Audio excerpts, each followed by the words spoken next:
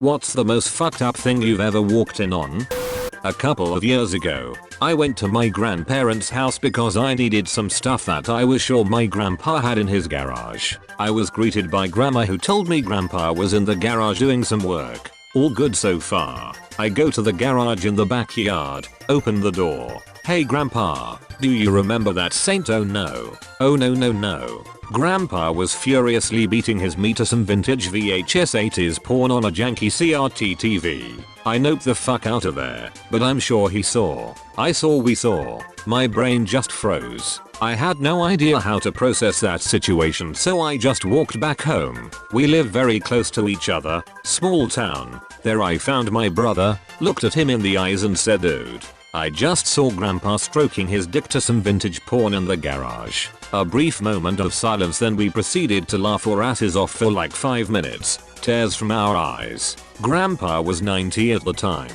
If at that age you still have the willpower to play with your meat flute, good for you. You go grandpa. We never talked about the incident ever again. Grandpa didn't say a word, but boy oh boy, the next family reunion was awkward. Dead guy in the bathroom at work.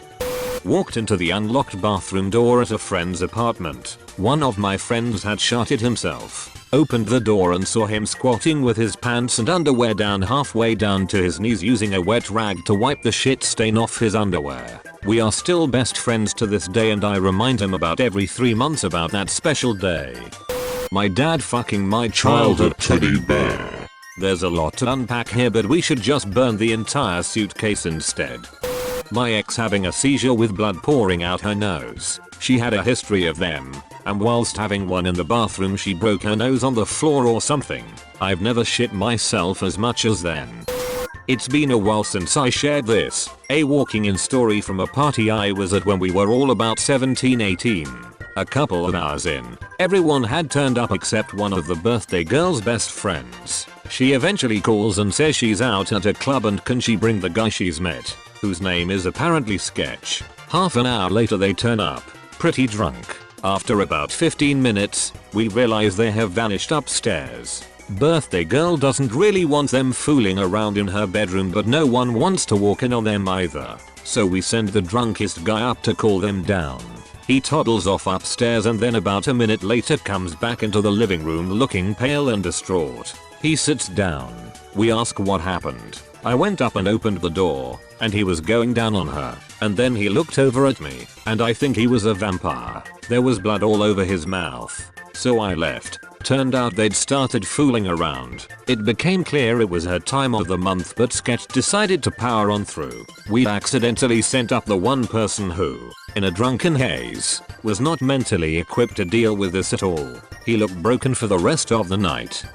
It was 1 AM. Completely dark outside. I woke up to get something to drink. Saw that my grandma, who was staying with us for a few days, was smoking outside.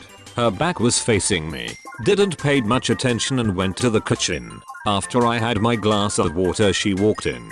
There was blood falling from her head and her coat was covered with it. Looked like a serial killer. I was terrified and almost screamed. She asked what's wrong dear, she didn't realize she was hurt. Said that she stumbled and fell to the floor. Told me not to wake my parents. That she was fine and didn't want it to bother them. I stepped outside and there was a pool of blood where she fell. We sent her straight to the doctor after that. Don't know if this counts as fucked up, but seeing her like that almost made me shit my pants. Into a garage of a hoarding father-son combo. The father died. Son freaked and stuffed the father into an old refrigerator in the garage and drank himself into a coma. When authorities got into the house they searched for the father, saw the fridge behind some wood and opened it. They said he oozes out. The ASPCA was going to take me, a local photojournalist, into the house because they're hoarded cats. The family shows up and does not want me into the house, but let me into the garage. It was filled with empty animal crates and the refrigerator. I saw what was left of the father. The body was removed but there was still some ooze in the fridge and on the floor. That smell haunts me to this day. The aftermath of a man who committed suicide by throwing himself onto the train tracks that run next to where I used to work. A child choking themselves. The kid was about 6 years old and I guess it was a game that gave some kind of pleasure to him. It was in school during playtime and there were a bunch of other kids around. But the teacher had her back to the kids for a moment so she didn't notice. His mom was well freaked out when we spoke to her. It later turned out that the kid's older sister had seen something like that online with her friends and somehow and God knows why taught it to her little brother.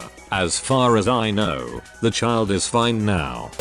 My pregnant wife having a diabetic seizure in our bed after I got home from work. I can honestly say I never knew fear before this. Full story below. It was a typical day. I went to work early in the morning.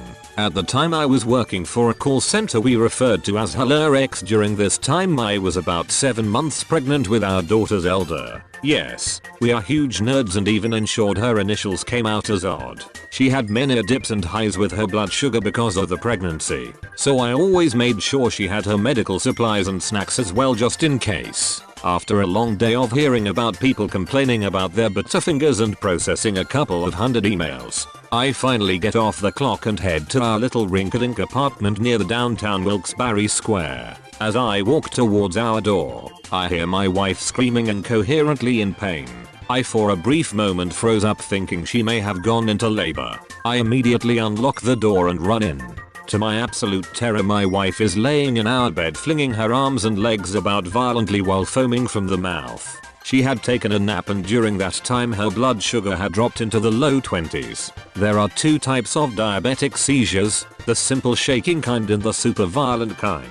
This way the first time I experienced one of her violent ones and being that it also was jeopardizing our kid it only amplified my terror. I quickly calmed myself and immediately ran for a glucagon shot. After a brief moment I stabbed her in the thigh and immediately fought to massage the area so it would spread quickly. After another 2 or so minutes of her uncontrollably shaking she finally came back out of it. She and the baby were fine and now our little girl is 4 and healthy as an ox. Needless to say, that moment was the scariest moment of my life and I have been in a lot of scary situations from car wrecks to skydiving, but nothing scared me more or freaked me out more than that moment. Side note, I'm horribly terrified of needles. Walked in on my disabled girlfriend giving my dad a blowjob. He was staying over to look after her while I was at work. She has no legs. Came back earlier than usual. I stayed at my aunt's house and I went to the kitchen to look for her and she had a plastic soup spoon handle in her anus and shorts to the ground. I was 15 years old. She was 44. My boyfriend in bed with 2 women who he said were just close friends. Circa an hour ago. Customers of the adult cinema I used to work at. One had his arm up the other one's butt, up till his elbow, and waved with the other hand to greet me. The day after I was cleaning and there was a trail of shit from the seats they were doing their thing to the bin. Yay. Greet days. I walked into my webpage design class as a sophomore in high school to find the agriculture teacher finger banging my teacher. I was making up a test from the previous week after school and I guess she forgot I was coming. I walked in just in time to see the male teacher whipping his hand out from under her dress and her spinning around in the chair. They were both talking over each other trying to explain that what I saw wasn't, in fact, some after school finger banging. I went along with it though because I was intimidated by the ag teacher, who I also had that year. He left without any sort of farewell and I took my test. I felt bad and wish I would have said something because they were both married. One of them was married to a teacher at the school. Was coming from a party with a train at night. Some drunk dude fell under the train and got his legs chopped. I watched from the dock and saw him screaming under the parked train. Not sure if he survived. I could only see my father's feet from the entrance of the doorway, and there was some minor twitching. I assumed he was having a heart attack and had collapsed. Nope. He was just laying on the floor naked beating it while my mom was at the supermarket. I came back for the weekend from college. I think he forgot I was there. My mom using one of those dildos that come. She had her camera set up on a tripod, too. Nice. Thank you for watching. Smash that like button like it's a thick booty.